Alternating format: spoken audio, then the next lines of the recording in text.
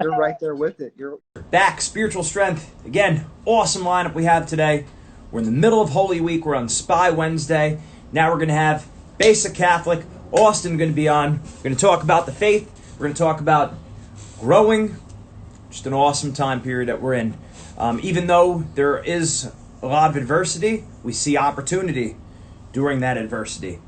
And that's why it's an awesome time that we're in. Thankfully, we have access to the internet and to a lot of this technology. So we're able to make some of these connections during this time where, we wouldn't have been able to do this in the past. So it's a great time to come together, like I always say, fellowship, prayer. Make sure anyone who doesn't already, make sure we have a copy of The Spiritual Strength, Building the Total Athlete for Christ. Make sure we all get a copy of that. Again, we have different, just like we have mindset exercises with our wrestling mindset systematic program to build mindset strength, mental strength. We have that for spiritual strength. We've got our spiritual exercises in here. So real excited about that. Really good. We're getting ready to roll.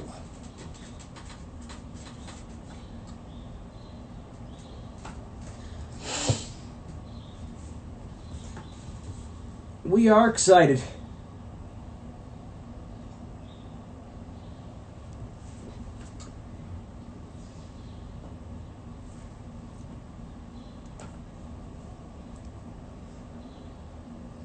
Great times we're able to bring everyone together. The 3 o'clock hour, great thing to do, as always, the Chapel of Divine Mercy. Maybe you set a reminder on your phone for every day at 3 p.m., pray the chaplet.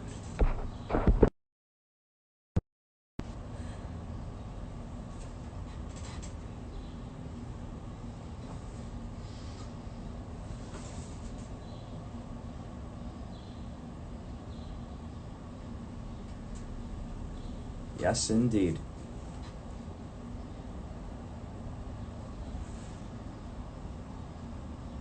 Let's pull up. I got two things going. I got my computer going over here, pulling up some of our mindset worksheets, and we got our spiritual strength ready to kick things off.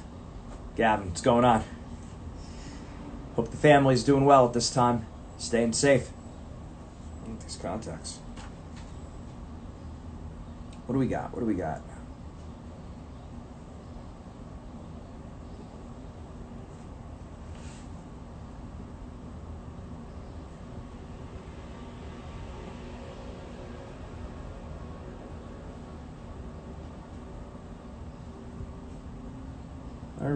All right.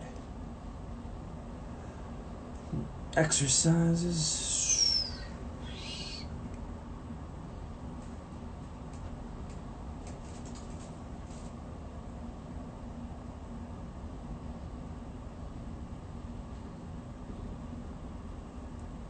New mindset, we're going to go back to old mindset. Admin.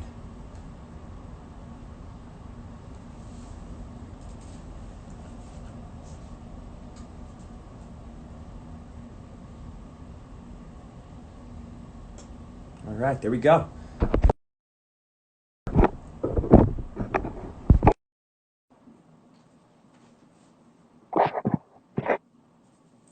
See if we kick this thing off. Austin, you in? Connected. I hope so. There we go. How you doing, brother? Good. How are you? Good. I'm trying to get this worked out here a little bit. In the Corona capital of the U.S., basically, New York City. There you go. Living your best life. Hold on a second. I'm going to try to get this figured out. I thought I had it and I messed it up. No problem. It's been a long morning. Yeah.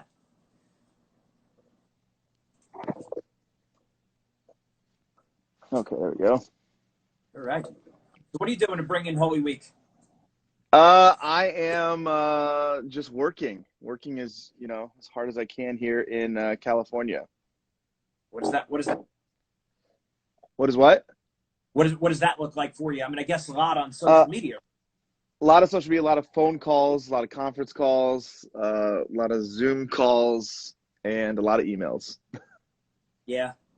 What are the big projects you guys got going on? We have a video that's coming out on Good Friday that's being worked on as we speak. So that's exciting. All right, nice. So I'm pretty What is excited good? about that. We put the teaser trailer out yesterday, last evening. So just take a look on there. Yeah. So I'm Awesome, here in our awesome. Where studios. on? This is kind of my place I come to just to relax a little bit. Nice, nice. You put out the teaser on Instagram? Yeah, it's on my story right now. Yeah. So the When's video will come out. The video will come out on Good Friday. It's a Stations of the Cross. We got Kaiser Johnson, who's in the movie Unplanned and in a couple other movies, and he's in the newest season of Stranger Things. He's doing the narration of it, so it'll be pretty awesome. nice, nice. How big's your team over there? We have 3 or 4 guys that are here, and then we have some people that are working remotely. So just kind of depends on the day. Yeah, but you guys have an office. Yeah, I'm in our offices right now. I'm in the studio. All right, nice, nice. So what do you normally do to bring in Holy Week, and how's that going to change because of this year?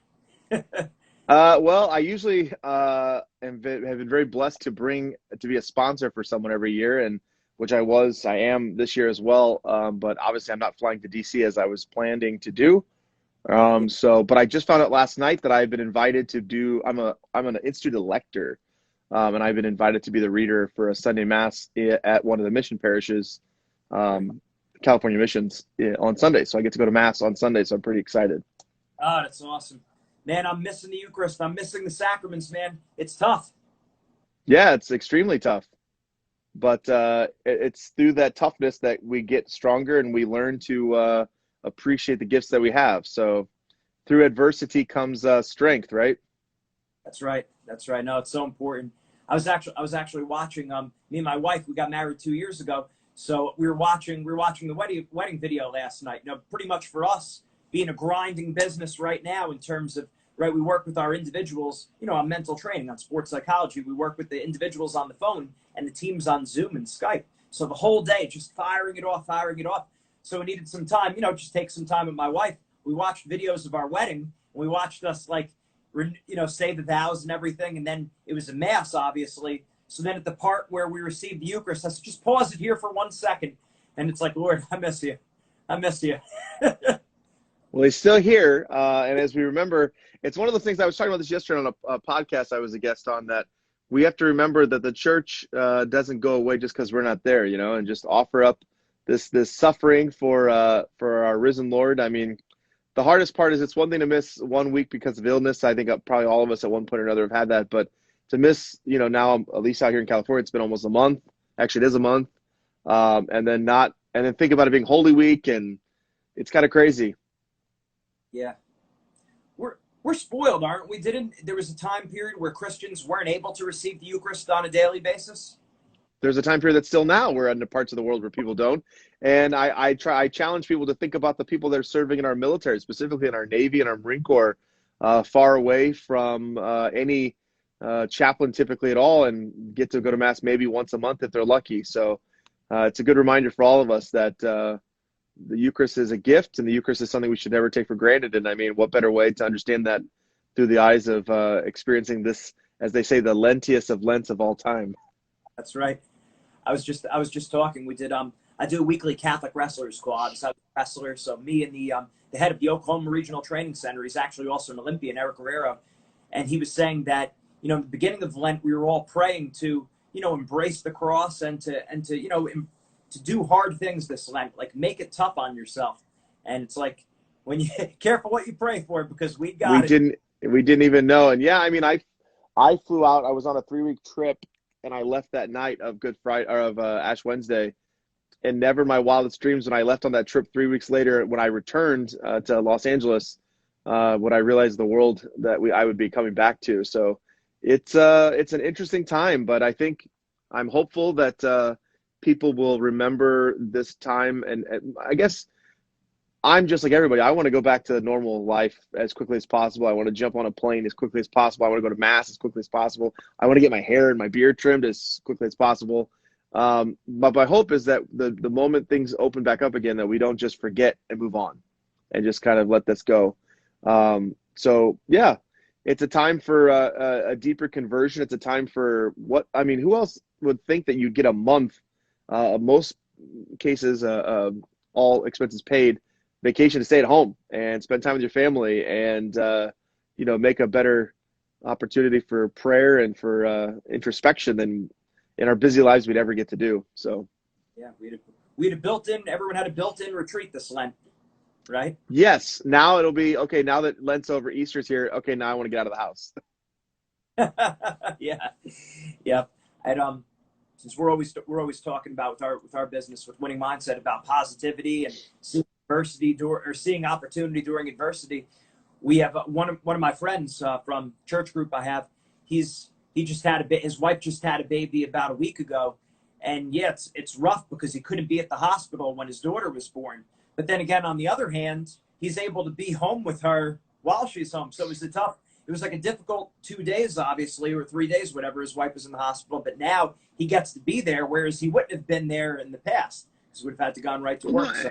Absolutely. It's all that. So again, I challenge people that there are a lot of people that are pregnant or similar situations, but again, think of the guys that are serving the military and how many children have been born while they've been on deployments and things like that and just never had that opportunity. So we can always look to other people who have it worse than us, but I think it's always a better place to come from is this idea of hope and this idea of positive, and not in some cliche, just like, putting your head in the sand and pretending like the world is great and roses and unicorns. But I truly think, like I said earlier, I think strength comes to adversity, and the true test is how you handle these things and how you face them, and having a positive attitude and understanding that this will pass. I think are the key ingredients to really making the best use of this time. Yeah.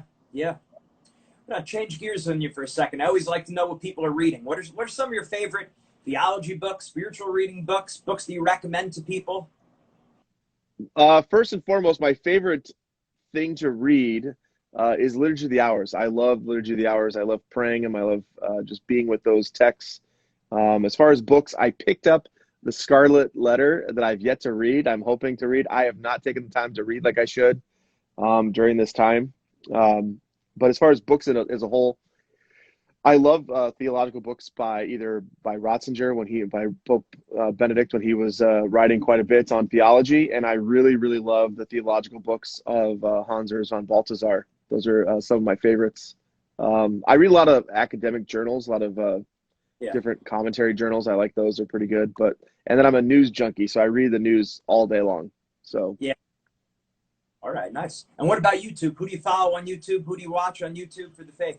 I don't really follow anybody on YouTube per se for the faith, but it is interesting. I actually thought of this last night. Every time I open up YouTube, it's always the newest church militant video, which is I don't know why that is, but I don't necessarily subscribe to that, but for some reason it thinks that's what I want to watch. Yeah.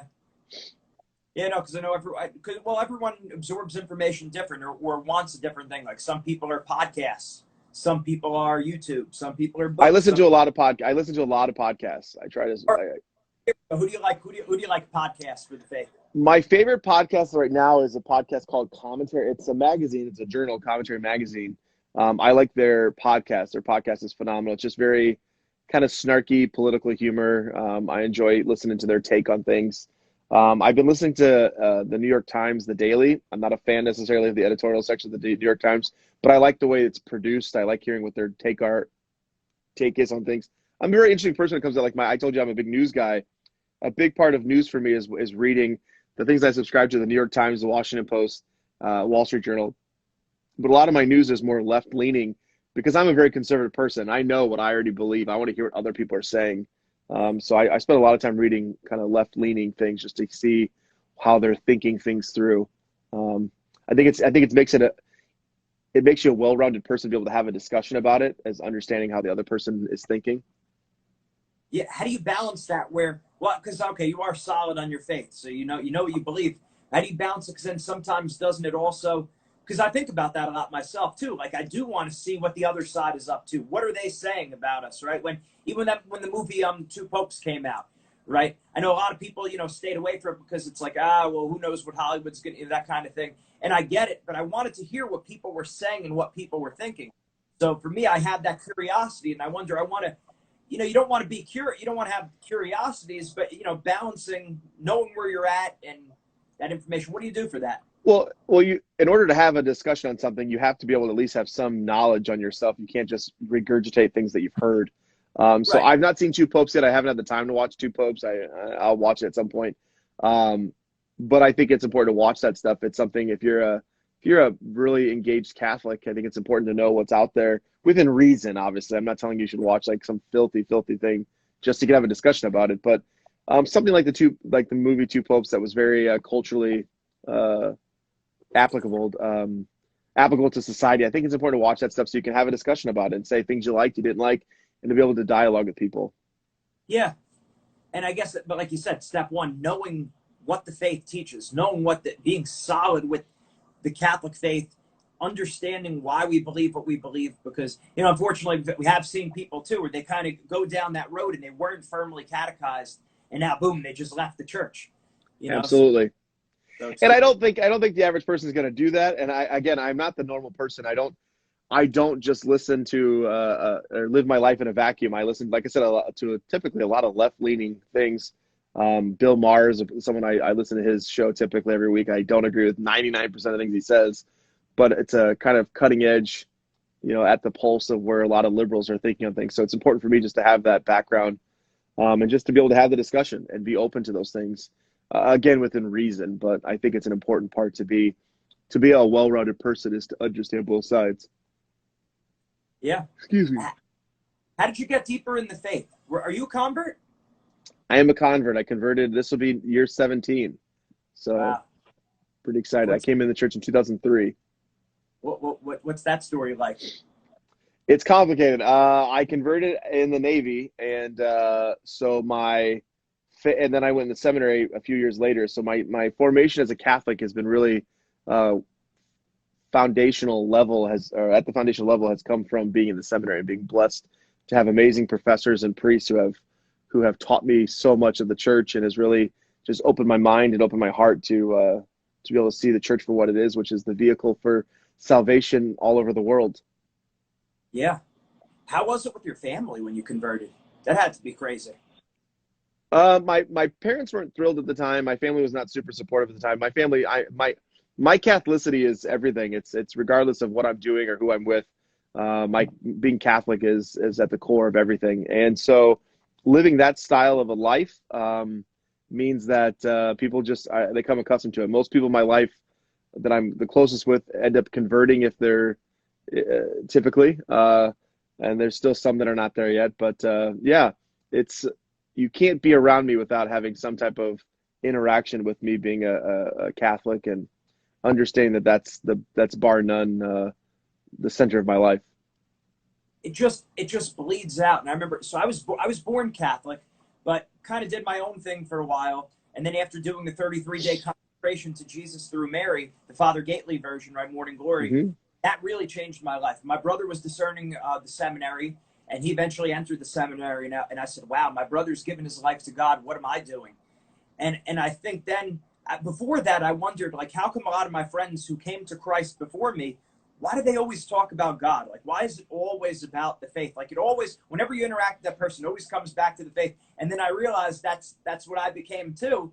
Like how you said, because when you're in love, it's just part of you. Like, it's not compartmentalized into your life. It's like, this is who I am.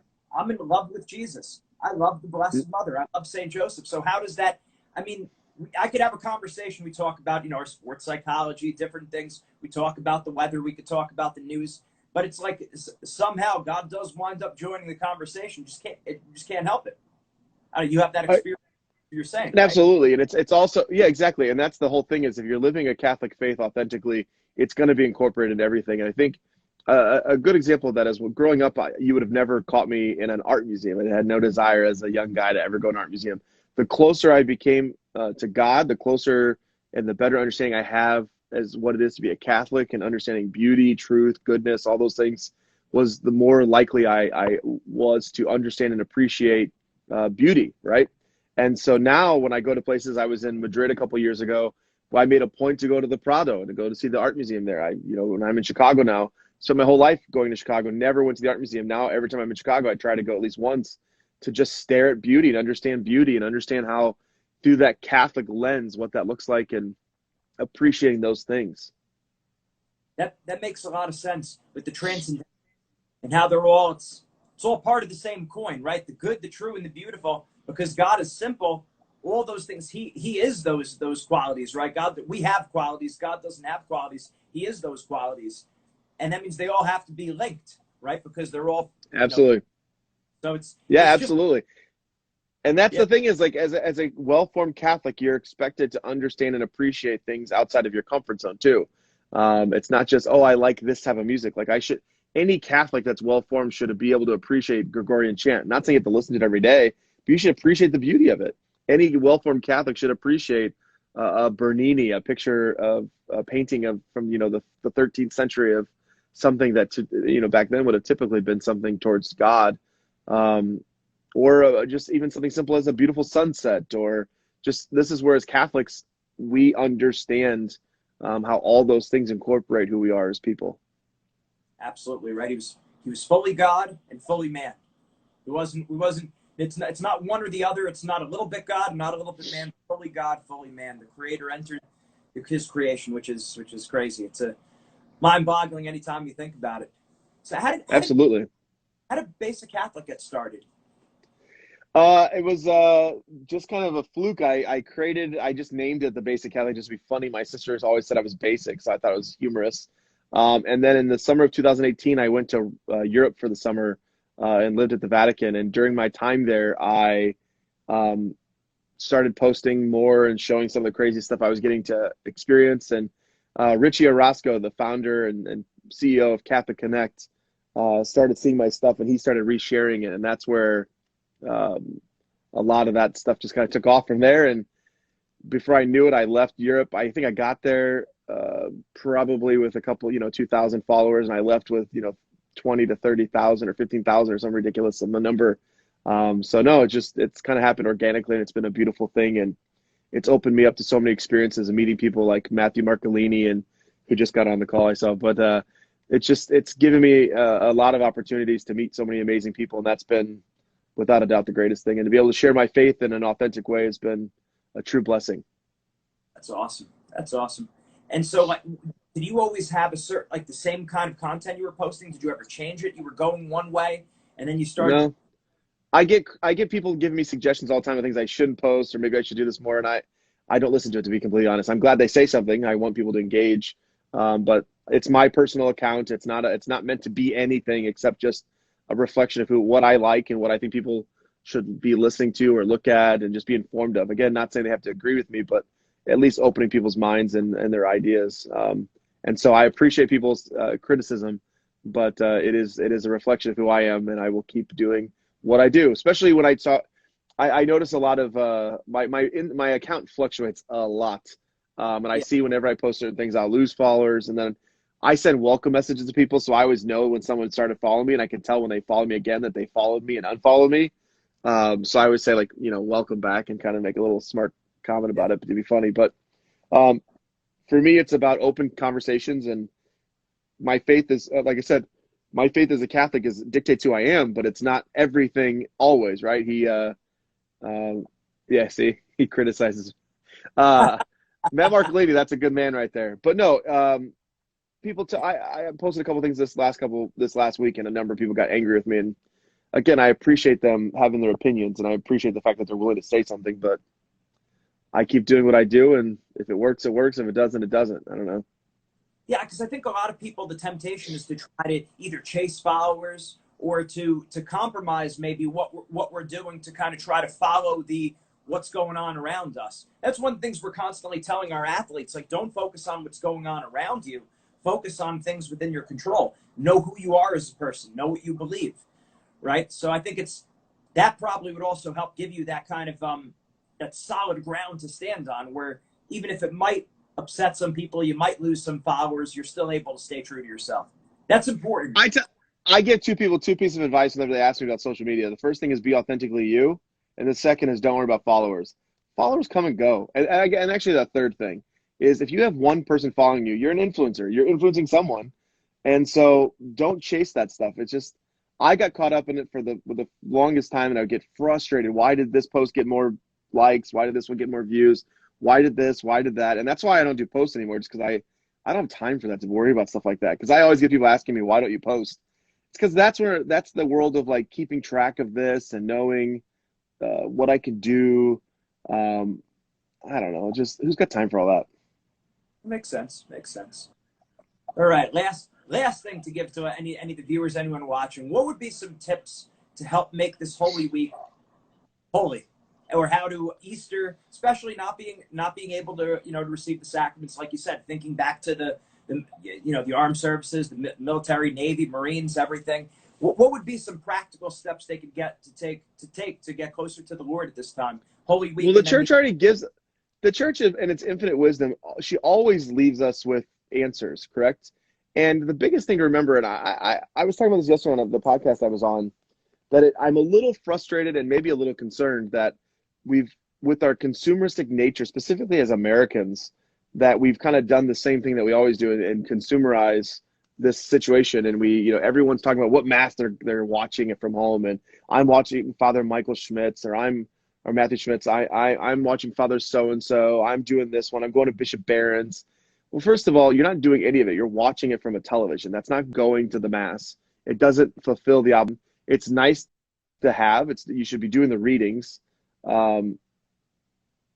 They should be doing the readings, bar none, for what the liturgy of the mass is that day. But the church already gives us a vehicle, and it's called the Liturgy of the Hours. It's a liturgical practice that could be done outside of mass that lay people can do. The Second Vatican Council encourages lay people to do, and it's a way to have liturgy in your home and in your family and in your life. And thirdly, you can incorporate proper prayers like the rosary and things like that into your house. But this kind of I went to mass from my living room mentality and thinking that does something, I think is problematic. And my hope is that this does turn into something people say in the future. It's like, well, I don't need to go to mass. I just watched it from home. I'm with you there. Yeah, we're certainly all praying again. You were in the seminary, so you just got in the habit then, I guess. I'm sorry? No, I was saying about how did you get into the Liturgy of Hours? Because for me, I remember trying it one seminary. And day 6, it was like, this is rough. It's not praying. Yeah, it's a lot of praying. It's good, but and it helps. It's done in a way it's called Liturgy of the Hours. It's all throughout the day. The thing about Liturgy of the Hours is you can download the app for free on iBreviary. But I started doing it because I was in seminary. You kind of had to. So again, it's not something. It's been something that the Second Vatican Council called for that has not been widely pushed by the church in parish. It's a great opportunity for people to take up this custom. And if someone's starting out right away, I would say start with night prayer, Compline. It's a simple, very short prayers, only one antiphon, but definitely something you can do. iBreviary on the Apple app store, just download it. It's called Night Prayer. Pray it. I guarantee you will never feel like you've missed out on something because you did something. And remember, in Liturgy Hours, when we're praying that, this is the prayers of the church on behalf of the people. So when you're doing that, you're praying for others.